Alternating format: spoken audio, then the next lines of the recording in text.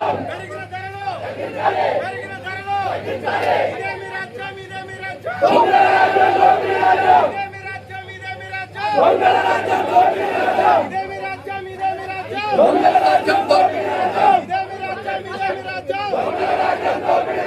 ఇదేమి రాజ్యం ఇదేమి రాజ్యం పెట్రోల్ ధరలు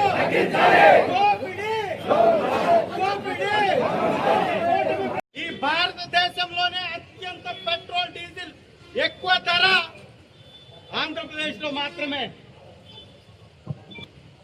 ఒక్కసారి రైతులపై ఆధారపడేటువంటి ఈ రాష్ట్రాన్ని కూటమి ప్రభుత్వం ఏ విధంగా దగా చేస్తుందో, ఏ విధంగా సామాన్యుడి నడ్డి విరుస్తుందో, ఏ విధంగా పేదవాడి కడుపు కొడుతుందో, ఏ విధంగా పెత్తందారులకి దోచి పెడుతుందో ఇంతకు మించినటువంటి ఉదాహరణ లేదు. ఏబిసిడీలు తెలియనటువంటి నారా లోకేష్ ప్రతిపక్షంలో పక్క రాష్ట్రంతో ముడిపెట్టి ఆ రోజు ఉన్నటువంటి వైసీపీ ప్రభుత్వాన్ని గేలీ చేశాడు. ఇవాళ అక్కడే దాక్కున్నావు, బాత్రూమ్ లో తొంగున్నావా, ఫైట్ వేసుకొని ఆకాశంలో తిరుగుతున్నావా లోకేష్? 113 రూపాయలు ప్రజలకేమో బండ్లు వదిలేసి తిరగమంటావు, నువ్వు మాత్రం స్పెషల్ ఫ్లైట్లలో తిరుగుతుంటావు. దుబారా రారాజులుగా మారిపోయారు.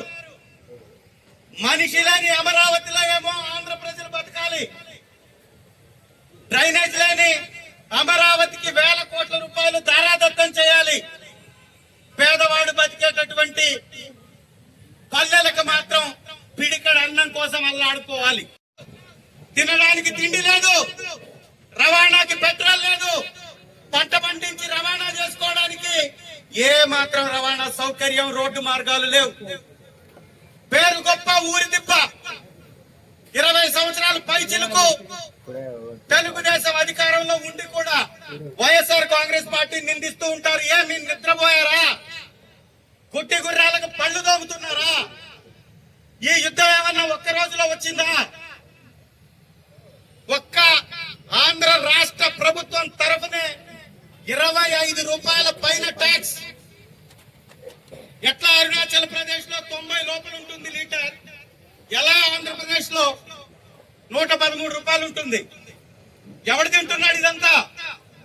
ఎవడికి దోచిపెడుతున్నావు? నీరు చెట్టు మట్టి పేరుతో నాయకులకి దోపిడీ, అమరావతి పేరుతో కబ్జాకోర్లకు దోపిడీ, రైతులకి అన్యాయం చేస్తూ ఇదిగో ఇవాళ చిట్ట చివరికి ఎద్దుల బండి గతైంది.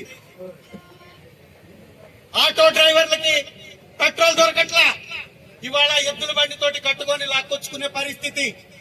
జీపు డ్రైవర్లకి డీజిల్ దొరకట్లా, ఎద్దుల బండే గతి. ధాన్యం తరలించడానికి రవాణా వ్యవస్థ లేదు, ఎద్దుల బండే గతి. అందుకే ఈ గుడ్డి మూగ చెవిటి ప్రభుత్వాన్ని డిమాండ్ చేస్తున్నాం. చేతగాని సీఎంగా, చావలేనటువంటి మంత్రులుగా మీరు కొనసాగేదానికన్నా దిగిపోటీ ఉన్నటువంటి ప్రాంతం ఆంధ్రప్రదేశ్.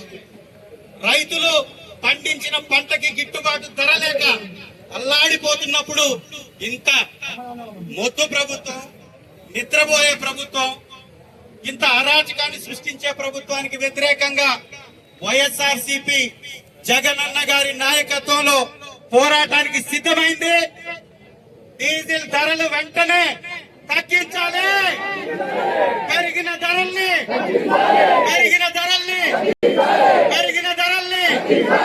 అరుణాచల్ ప్రదేశ్ కంటే తక్కువలో, కర్ణాటక కంటే తక్కువలో.